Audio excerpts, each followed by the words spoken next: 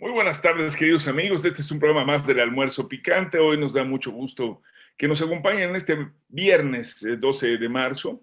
Estamos comentando con ustedes en este programa temas interesantes como la visita del cristianismo a la zona musulmana, el Papa recorriendo la zona del mundo árabe. Hablaremos también un poco del tema Lula, que estuvo pues bastante interesante, esta resolución donde hay prácticamente exoneración de todos los eventos de los que se le acusaban. Y hablaremos también, por supuesto, pues, de lo que estamos todos enterados, estas situaciones que se han venido presentando, unos funcionarios que querían esconder los papeles de la Casa Blanca, una persecución a un expriista por andar manejando temas como trata de personas, en fin, de estos y más temas hablaremos hoy, y para eso nos acompaña nuestro querido compañero Sigifredo Rodríguez Coria. Bienvenido, Sigi. Nuestro compañero nunca bien ponderado, el hombre de los asuntos internacionales, Carlos Gómez Bermejo. Y por supuesto, nuestro querido amigo, el hombre que le sabe más allá de las cerraduras, bisagras y puertas y ventanas, Oscar Ruiz, que nos viene en doble partida el día de hoy. Ya cancela una manita eso. Y aquí estamos para ustedes. Este es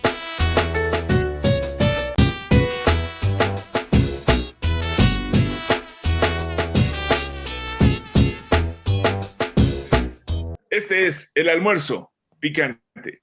Y bueno, pues empezamos, como lo estamos diciendo ahora, y yo te pediría, Carlos, que nos digas por qué es relevante, si nos puedes comentar, esta visita del Papa que arrancó en el mundo árabe, ahorita ya estuvo en Irak, y toda esta zona lo han recibido bien, por supuesto, no ha habido atentados, es una cosa novedosa en la historia. ¿Cómo la ves, Carlitos? Cuéntanos. Gracias, maestro. Sigue, Oscar. Buenas tardes. Gracias a nuestros internet escuchas. Pues sí, en efecto, llamó mucho la atención y creo que esta trascendencia geopolítica en esta onda de la geopolítica de las religiones y en la búsqueda por nuevos adeptos en cada una de ellas, ¿no? En la búsqueda, digamos, aplicándose términos comerciales, en la búsqueda de mercado, ¿no?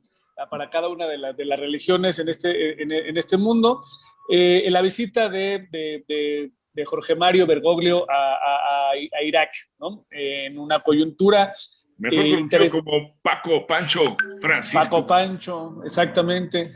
En una coyuntura interesante, ¿no? Basta recordar que en la semana anterior Biden se había estrenado bombardeando precisamente Siria en represalia por algo que había pasado en Irak, esa fue la justificación, ¿no? O sea, los estadounidenses son muy buenos para hacer esto, ¿no? O sea, un ataque de un país, me desquito mandando bombas a otro.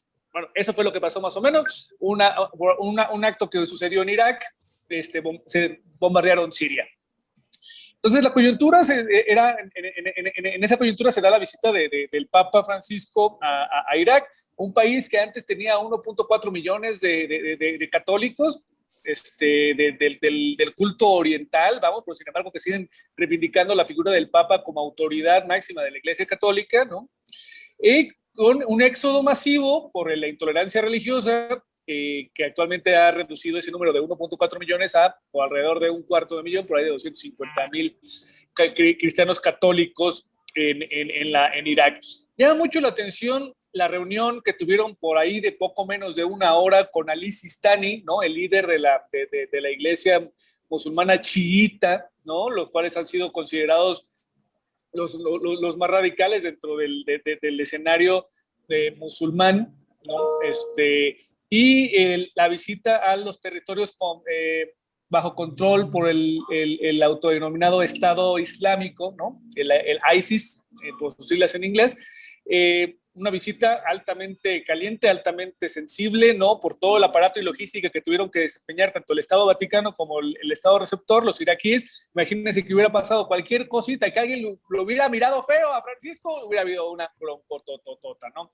Una visita muy cuidada, con mucha estrategia geopolítica, en un escenario en donde por los escándalos de pedofilia y de abuso a menores, la Iglesia Católica está perdiendo adeptos en muchos lugares en donde era considerada una de las principales fes a seguir. En el caso concreto de América Latina, está perdiendo mucho espacio hacia los cultos cristianos más de corte evangélico, bautista, etcétera, etcétera. en grandes franjas de América Central y de Norteamérica, precisamente por estos escándalos de corrupción de menores y de pedofilia. Vamos, una jugada interesante del Vaticano, vamos a ver qué resultados le da. Muchas gracias, pues sin duda interesante y por supuesto en todo este marco habría que ver cuáles son además estas intenciones, porque sin duda la influencia que tiene en el mundo la Iglesia Católica se ha demostrado, digo, más allá de todos estos datos que nos ha comentado bien Carlos, de las acusaciones de pedofilia, donde ya en América Latina ha habido señalamientos muy puntuales y algunos han sido llevados incluso a proceso. En otros países el tema también es su influencia y su participación en áreas importantes de la economía y de otras actividades. Y por supuesto su influencia en universidades y en diferentes rubros. ¿Qué nos puedes comentar, mi querido Oscar, al respecto de esta visita del Papa Pancho al mundo árabe? ¿Qué tal, Ulises? Sí, Carlos. Pues mira, mi participación la quiero referir básicamente a la felicitación justamente del Papa Francisco y la congratulación que ha mostrado ante el mundo por la exoneración del expresidente Lula da Silva, el expresidente de Brasil, que ha sido exonerado. Y bueno, esto le hace retornar sus derechos y capacidades políticas para poder participar en la contienda del 2022 contra Jair Bolsonaro y la ultraderecha.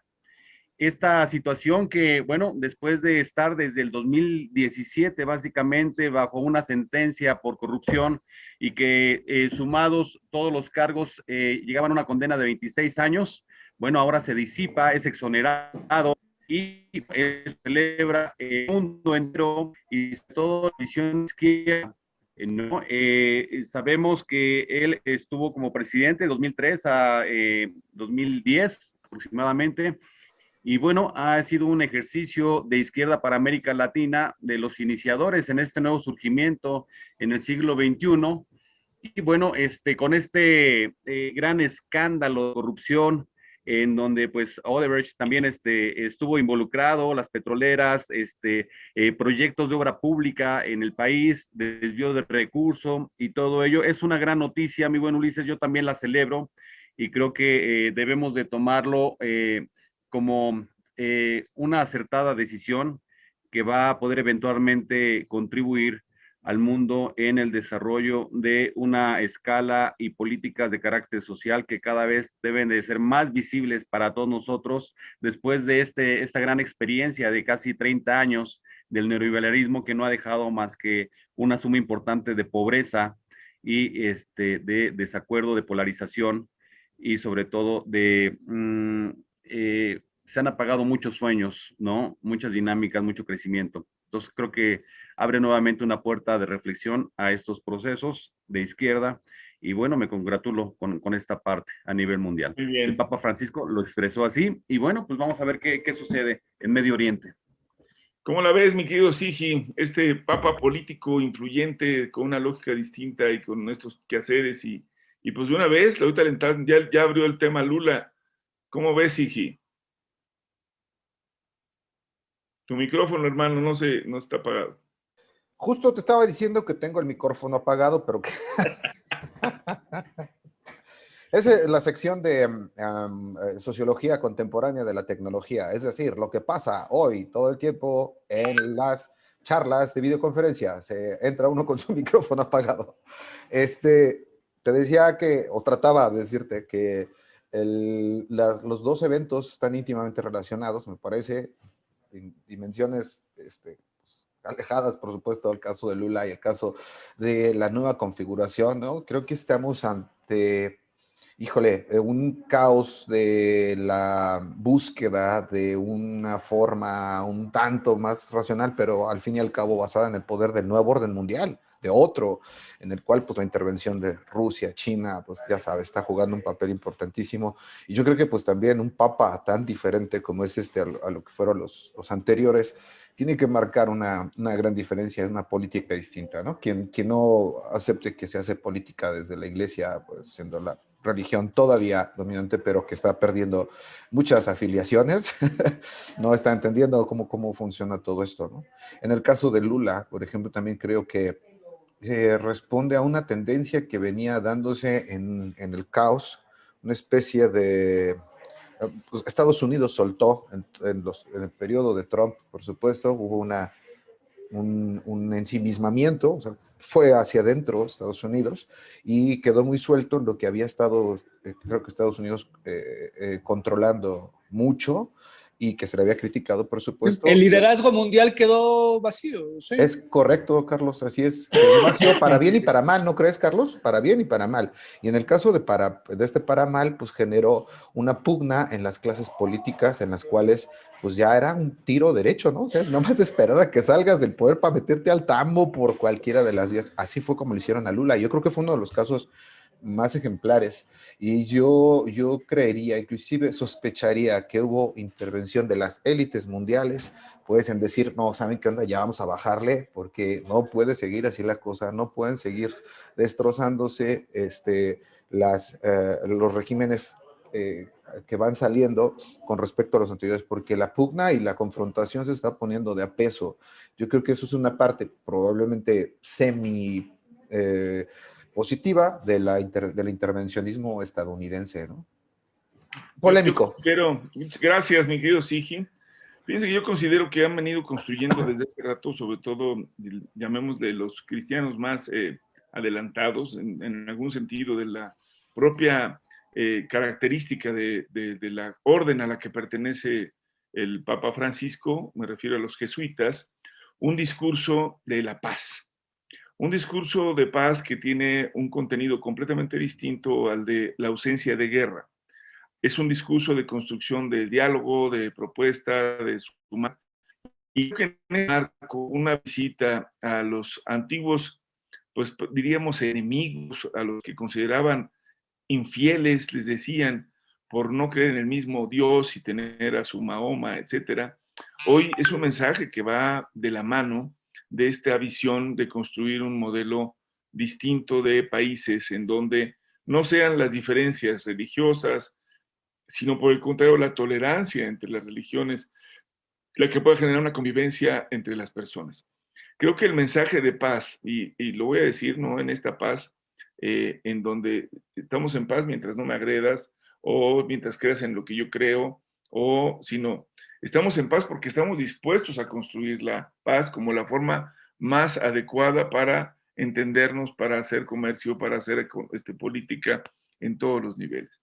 Y creo que ahí es donde se ha insertado fuertemente esta orden de los jesuitas, que en América Latina han tenido una influencia importante en los países en conflicto y que particularmente en México, con la presencia del presidente mexicano Andrés Manuel López Obrador, ha tomado una relevancia significativa porque además ustedes recordarán el discurso anterior, por ejemplo, para el combate al narcotráfico, fue la guerra, ¿no? Desde la época del señor Calderón y luego la continuación con el señor Peña.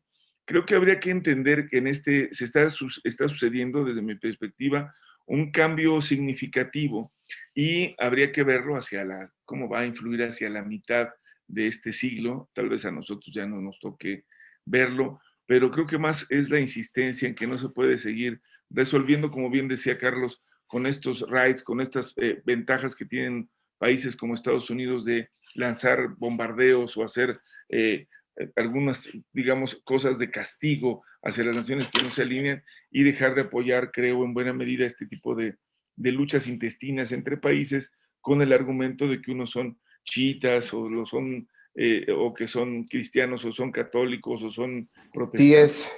Pues que aún dentro de cada una de las tres religiones monoteístas tienen sus propias divisiones y sus propios enconos. O sea, los cultos cristianos se dividen entre católicos, evangélicos, bautistas, los musulmanes se dividen entre sunitas. Y la grilla entre las órdenes, carnal, también. Exactamente, la grilla que hay, ¿no? o sea, que haya llegado un jesuita fue un triunfo. Es ¿no? una lucha por el control del mercado y las regalías que el mercado les da. O sea, simplemente si lo ves desde el punto de vista económico, ¿no? Por la coexistencia también, Carlos, ¿no? Porque digo, no van a acabar aniquilándose. Creo que es también una de los razonamientos interesantes. Ahora, quisiera comentarles el tema Lula y pedir también, desde luego, que empezaras tú, Carlos, porque me parece importante, ya lo apostilló un poco Sigi, en el sentido de la posibilidad de que fuera esto un acuerdo y algunos más ni quiénes van a salir, o es un asunto específicamente que cumple porque hicieron una buena defensa de Lula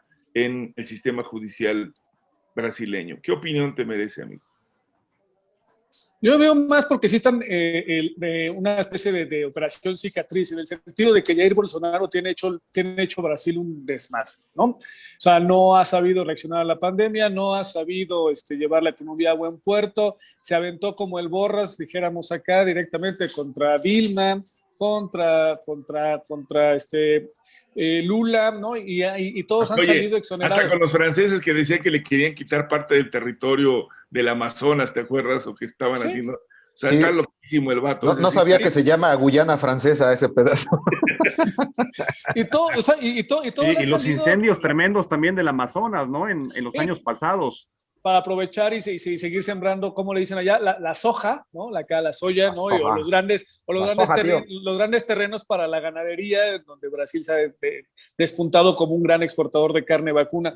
En ese sentido, vamos, sí, tiene que haber una operación cicatriz, porque también los ánimos están muy caldeados, ¿no? Acá Andrés Manuel sirvió de cierta manera para que esos ánimos no se exacerbaran, capturando él o asumiendo él las banderas de todo este descontento poblacional y prometiendo a tranquilizarlas o llevarlas a buen puerto, también darle solución a todas esas inquietudes o problemáticas. No se están resolviendo algunas con la velocidad que todos quisiéramos, sin embargo, algunas se están resolviendo. El problema es que no hay este paraguas, no hay este contenedor en otros países de América Latina, y en el caso brasileño no lo hay, ¿no? Hicieron lo posible por desterrar a la oposición de izquierda y ante la inoperatividad de poder controlar el descontento social que se está desbordando por un estúpido e inútil e inoperante Brasil, pues a ver los candidatos para ver si pueden apaciguar las aguas o tranquilizar un poco a la población. Pero hay que decirlo también, ¿no, Carlos? Yo sí considero que en el caso de Lula, que hay que decirlo para los que nos oyen, este personaje empezó siendo líder obrero de la zona industrial más importante de los paulistas, pero recorrió el país y fue candidato, les quiero decir, 4 veces por lo menos a la presidencia de Brasil. Es una persona con un profundo arraigo y conocimiento, y las acusaciones eran realmente inverosímiles. Lo acusaban de que se había quedado con un departamento como si fuera eso una cosa de que hubiera sido un millonariazo y le hubieran dedicado, cuando sabemos que Odebrecht y otros son terribles. Era un departamento de interés social. Además era un departamento de interés social. Sí. Y Lula, en definitiva, bueno, pues es de buena parte la figura de una persona comprometida socialmente, pero además de rasgos evidentes de que no es ni corrupto ni promovió, incluso se combatió la corrupción al interior de su partido, que no fue cosa menor. Hubo casos terribles, como para él precisamente el gobernador del PT en Río de Janeiro, recordarán, que estuvo acusado de severas prácticas de tipo de corrupción. Y en el caso del impeachment que le organizaron a la señora Dilma, que también tenía un gran arraigo, había sido guerrillera, una mujer que fue presa política, etcétera, fue por el manejo de los recursos en el periodo de la preparación a los Olímpicos. Yo sí creo que hay una reivindicación importante, coincido en buena medida con lo que dices, Carlos.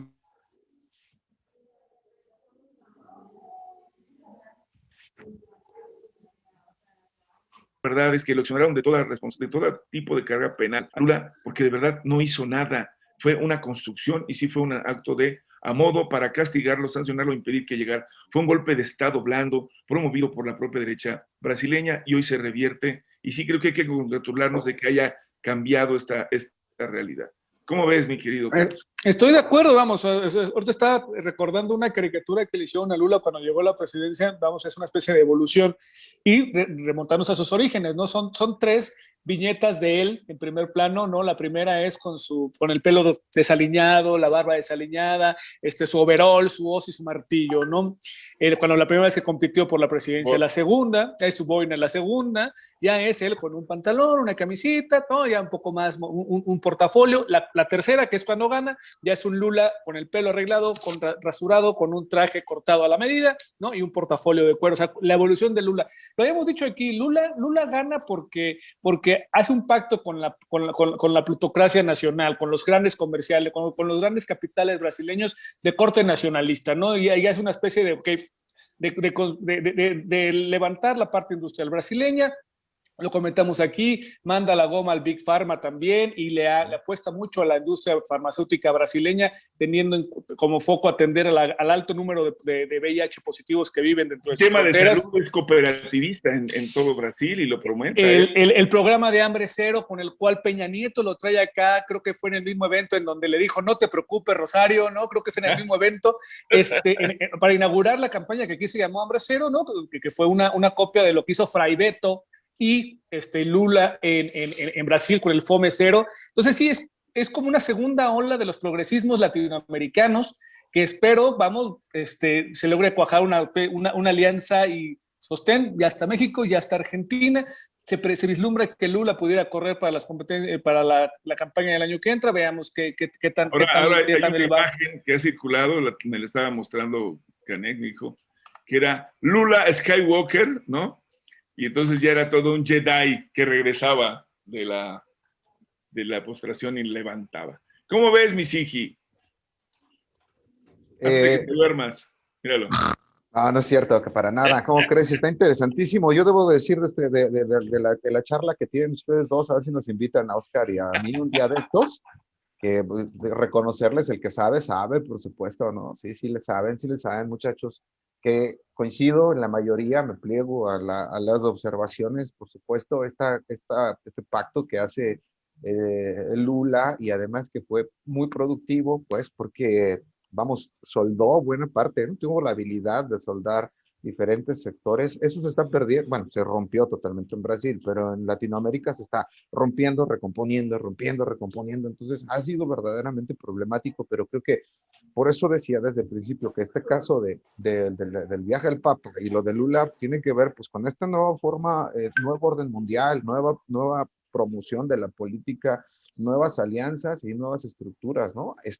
Como sabemos, la parte social y sobre todo la parte política pues anda a paso de dinosaurio, y sobre todo en una época como esta, la información corre todo muy rápido, se reacciona muy rápido, sin profundidad, sin objetividad y sin razonamiento, inclusive casi siempre, en masa, ¿no? Así como muy fuente ovejuna, pues, y después se va acomodando la política y la operación de los diferentes liderazgos, que suele ser muy compleja, Ulises, ¿no? Porque ya se soltaron un montón de demonios, entonces hay que hacer una recomposición.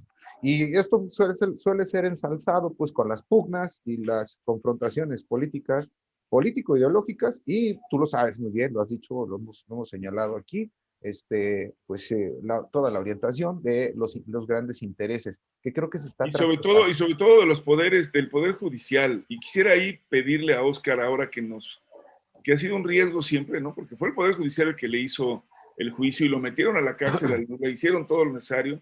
Y aquí, digamos, hemos tenido ya un control de la Suprema, pero nos acaban de dar la noticia a nivel nacional que un juez declaró un amparo en contra de la ley, o amparó a empresas más correctamente, contra la ley de energía eléctrica. Oscar, coméntanos al respecto para que nuestro público esté enterado y el papel que están jugando estos jueces. Sí, exacto, Ulises. A un día de entrar en vigencia la ley eléctrica, esta reforma que estuvo en la Cámara de Diputados y después se discutió en el Senado y se aprobó, bueno, después de un día que entró en vigencia, pues el juez Juan Pablo Gómez Fierro, juez segundo especializado en competencia económica, otorgó el amparo, un amparo a dos empresas generadoras de energía eléctrica por considerar que obviamente había una tendencia a favorecer al Estado mexicano en la generación y distribución de energía eléctrica.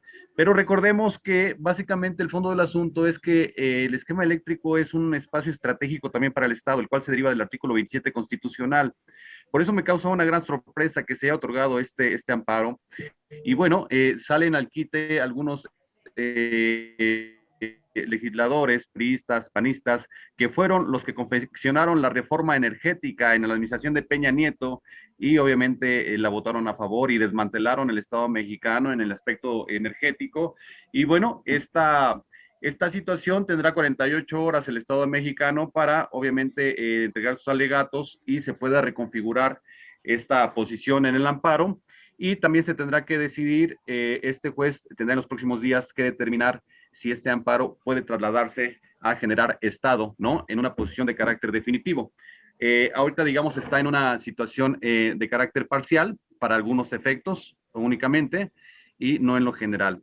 Habrá que esperar los siguientes días. Yo te lo voy a decir con toda claridad. Yo lo que veo en el panorama jurídico, independientemente de que es un buen mensaje porque hay autonomía por parte del Poder Judicial, pero creo que se va a echar atrás este amparo, sin duda. Nuevamente, el Estado mexicano tiene que recuperar la soberanía del espacio energético y en este caso del suministro de energía eléctrica. Estamos viendo situaciones muy desafortunadas en el vecino país de Estados Unidos, sobre todo en Texas, precisamente por mal manejo y por haber dejado históricamente en manos de las empresas privadas el suministro de energía eléctrica. Ya lo habíamos platicado en programas anteriores, lo que sucedió con Enron, uno de los mayores desfalcos y descalabros en la economía norteamericana en el pasado reciente, y bueno, que afectó directamente a los consumidores de energía eléctrica. Aquí lo que se trata de hacer es primero garantizar el servicio de energía eléctrica y garantizar un beneficio para los consumidores, que somos todos nosotros como mexicanos. En el último censo poblacional, más o menos el 99%... El abasto, Oscar, el abasto. Claro. Por supuesto, la distribución eficiente. 99% ya de los hogares en México tienen energía eléctrica. Esto es un gran logro, sin duda, a nivel planetario, porque hay muchos países que tienen grandes deficiencias en ese sentido, y hemos visto cómo la Comisión Federal de Electricidad ha hecho frente a grandes emergencias y de inmediato restituyen prácticamente el servicio de distribución de energía eléctrica. Hablando de servicios en donde el Estado es protagonista, quiero también comentarles que ahora la Ciudad de México ha tomado también el papel preponderante y determinante de controlar el suministro de agua. La administración del agua en la ciudad a través de SACMEX. Esta situación estaba controlada por 4 grandes empresas, 3 de ellas francesas, y bueno, ya no se amplía la concesión para estas empresas. Desde el año de 1993 estaba concesionada el agua en la Ciudad de México, y ahora se toma la importante decisión de que este proceso de control, de manejo, de facturación, de reparación de fugas, de colocación de medidores va a ser a través de la ciudad, de manera centralizada. Y el objetivo básicamente, mi buen Ulises, es dar un mejor servicio y un mayor beneficio a los usuarios, a los consumidores. Es decir, que tengan un mejor servicio y a bajo costo. Recordemos, habíamos estado ayudando a mucha gente, si lo recordarás, Ulises y Carlos, en el recurso de estos años, cuando menos los últimos 10, a muchos de los vecinos que se acercaban con nosotros por la facturación exagerada, ¿no? Que se les cobraba en sus viviendas y que decían, oye, es que yo no consumo, de hecho, yo ni estoy habitando el inmueble, ¿cómo me llega una facturación de 10,000, 20,000 pesos por consumo de agua? No tengo ninguna fuga, no acudían, no revisaban, no reparaban y tenías que pagar fuese como fuese, si no, no te restituían el servicio. Y también lo que hacían de manera reiterada es dejar un pequeño hilo de agua, nada más, que no era suficiente absolutamente para abastecer las necesidades elementales del ser humano. Pero que cuando la prendían como las bombas, ¿no te acuerdas? Empezabas a moverse el aire en el propio medidor y entonces pagabas más aire que agua. Agua, exactamente. Pues muy bien dicho. Pues yo no quisiera terminar el programa sin preguntarle a Carlos y a Sigi, y no lo digo porque tenga alguna orientación clara, pero ¿qué opinan de la reforma al consumo de cannabis? Mi querido Carlos, Sigi, tú yo sé que no te gusta, pero sabes de algo de esto. ¿Cómo la viste, Carlos? Parece que fue una reforma insuficiente. ¿Qué va a pasar? ¿Te vas a amparar para más plantas? No, con las 8 que tengo, con las 8 que tengo derecho no tengo bronca. No, sí, a diferencia del anterior, creo que avanzó un poquito más. Es un tema que sigue siendo polémico. No se ve como que Andrés Manuel tenga muchas ganas de echarlo a volar, ¿no? También hay que ser sinceros, no creo que sea una de sus prioridades, ¿no? Y en este sentido, son pequeños pasos hacia la dirección correcta. Entiendo que hay muchos interesados en que se abran los estanquillos, ¿no? De aumentar, se legislaron los clubes, se legislaron la posesión, se legisló el autoconsumo y el autocultivo, ¿no? En ese sentido, entonces, siguen siendo en la dirección correcta, sigue siendo insuficiente, sí.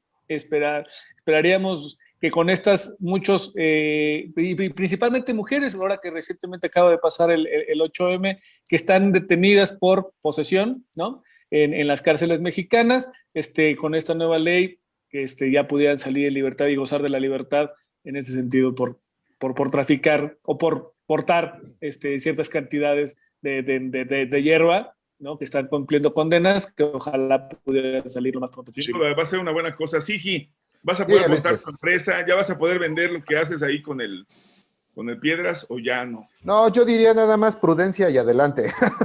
Eso es todo.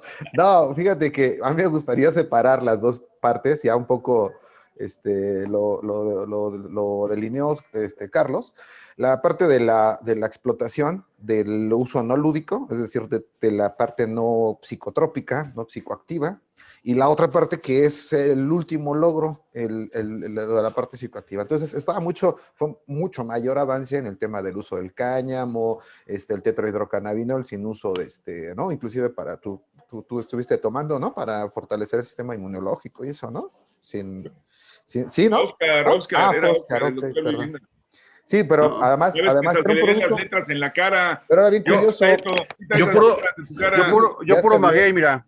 Yo puro Ya tequila, se- puro mezcal. Por cierto, ya se descubrió la identidad secreta de nuestro amigo doctor Vivienda, ya se supo que es Oscar Ruiz, cara, y ahora ya lo va a saber todo el mundo, se descubrió. No, saben las letras de Oh, la cara, amigo. tienes Las razón, letras, no, hermano. corrige eso. Pero bueno, Tienes está bien. razón. Regresando al tema, entonces, hay una industria, una parte de industria que utilice esta paráfrasis, Ulises, de que estabas utilizándolo, porque sí tuviste conocimiento de una sustancia basada en el tetrahidrocannabinol, pero que no tiene efectos psicoactivos, solamente se utilizaba efectivamente para fortalecer el sistema inmunológico y se estuvo comercializando. Y eso fue gracias a toda la primera parte de la discusión pues, legal para ir aperturando. Ahora tenemos un caso. Y no es el marihuanol que venden en el metro, No, que es no, un no, tablet no, como Nutella. No, no es eso. eso ya estaba desde hace rato, ¿no? Es tan bueno como la pomada de la tía veterinaria que decíamos, pero tan milagroso. Termino con esta parte nada más, que el paso sí me parece fue medio abrupto, porque fíjate que mi crítica al respecto sería que para el uso lúdico tienes un término de estas 8 plantas que decía Carlos, que es equivalente a una X cantidad, etcétera, etcétera, y es una tabla, dices sus equivalencias, pero lo pasas y entonces ya eres narcotraficante, ¿no? O sea, de ser una persona sana, de mente abierta y demás, un gramo más te hace, pues la pena es desproporcionada, ¿no? No está escalonada. Yo creo que eso tendría que ajustarse más adelante. Oye, ¿y el peyote Muy para bien. cuándo? No, Pues no, tienen las eso otras, ¿no? ya está regulado, Oscar. Eso ya está regulado y está permitido solamente para la Iglesia Nativa Americana y además las comunidades tradicionales, por ejemplo, como los wixárikas, ¿no? Wixárikas, perdón, Estaría huicholes, interesante en etcétera. un programa platicar de este efecto, ¿no? Y los procesos. Y la historia de María Com- Sabina y sí, claro, todo, convocar a algún ¿no? chamán, una buena charla, Órale. ¿no? Que nos platique y nos vea a todo color, así como el Carlos los viernes y en la noche no nos entrevista porque entra en fase Los de viernes y los todos los jueves viernes. y los miércoles y los lunes y el domingo en la noche y en la tarde y en la mañana. Entra en fase Bueno, virtual. Pero no en horas de oficina, güey. No, Es no, no, correcto, no. es correcto, Esto, es respetuoso. eso es lo único que te salva. Bueno, pero para terminar, y me gustaría que pudiéramos comunicarlo, hoy se anunció que seguimos en fase naranja, Misiji, y va a significar también, bueno, todo el Valle de México, ya también lo anunciaron en el Estado de México el tema. ¿Cómo vamos con eso, compañero? Fíjate que con eso cabecearon los titulares, Ulises, pero hay otra parte más importante, me parece, y es justamente, pues ayer que estábamos platicando, inclusive con unos amigos, que va a ser muy buenas noticias, ¿no? Saludos al amigo Daniel Rabadán, un abrazo que siempre es ameno estar con él, y del ramo, y que estuvimos platicando algunas cosas al respecto, saludotes. También, por cierto, quiero mandar un saludo a un gran amigo, Gustavo, de la Fiscalía General de Justicia de la Ciudad de México, siempre nos pide, nos sigue y no le hemos mandado saludos. Gustavo, Saludos, Gustavo. ahí está, pidió el saludo precisamente del doctor Lara, justo del doctor Lara. Ahí está Gustavo, está cumplido. Regresando al tema, Ulises, lo más importante creo que es la atención que le ha puesto la jefa de gobierno para la apertura económica. Creo que ya hay una dirección muy clara de la reactivación para la Ciudad de México. Y está muy claro que sí están volteando a ver el tema del sector servicios. Entonces, restaurantes y bares, pues de hecho los bares van a poder abrir ya como restaurantes en ese mismo modelo. Así que entonces es una gran noticia para nuestros amigos restauranteros, hoteleros, todo el nuestros amigos y nuestros amigos bebedores, ¿no, Oscar? Así es, pues. Esos no los conozco, no sé de qué hablen, pero Oigan, pues me dio mucho gusto el día de ayer ver en la Condesa ya una mayor actividad en la cuestión de los servicios restauranteros, más gente tomando todo. ¿A Gatel? ¿En la Condesa viste a Gatel? Sí, tomando... ahí dijeron que andaba Carlos. No, sí, pero ¿sabes qué me dio más gusto, Carlos? Que están tomando en serio, muy en serio todas las medidas, A Gatel no, preventivas. Y en ese sentido, el hecho de ver a la gente regresar a estos espacios, reactivar la economía, obviamente, las fuentes de trabajo, es creo que muy reconfortante, ¿no? Mandamos en efecto un gran abrazo a nuestro amigo Daniel Rabadán y su gran proyecto restaurantero Carbón y Vino. Se lo recomendamos a todos los amigos del Almuerzo Picante que den una visita, se come muy rico, se atiende muy bien y bueno, ¿Seguro? Ahí están tomando también todas las previsiones, ¿no? Te toman la temperatura. Los decías también, ya van a dejar abrir, ¿qué más? ¿Qué más van a dejar abrir? Boliches, los boliches, frontones, casinos, ¿no? En donde, vamos, también gran parte de la población que tan estresada está haciendo sus reservas, por supuesto. Lo puede hacer la parte lúdica y desestresarse un poquito, ¿no? Ya vas a regresar a nadar, a tu nado No, los gimnasios ya tenían 2 días, no se ve, güey. Ya se ve, güey. Ya te ves. Se ve acá Ya se te ve está cintura, poniendo Carlos. ponchado el ponchado. Ya se te ve cintura, Carlos, pero de gallina. Vámonos despidiendo, no deje de cuidarse, aunque ya estemos en la fase naranja menos complicada, una naranja casi amarilla, síguese cuidando. Esto fue el almuerzo picante. Arriba Pepe Le Pew. Buen fin de semana. Arriba Pepe Le Pew. Pidi González. Beso para ellas, abrazo para ellas. Me quedo con Silvestre. Por las barbas de mi abuelo.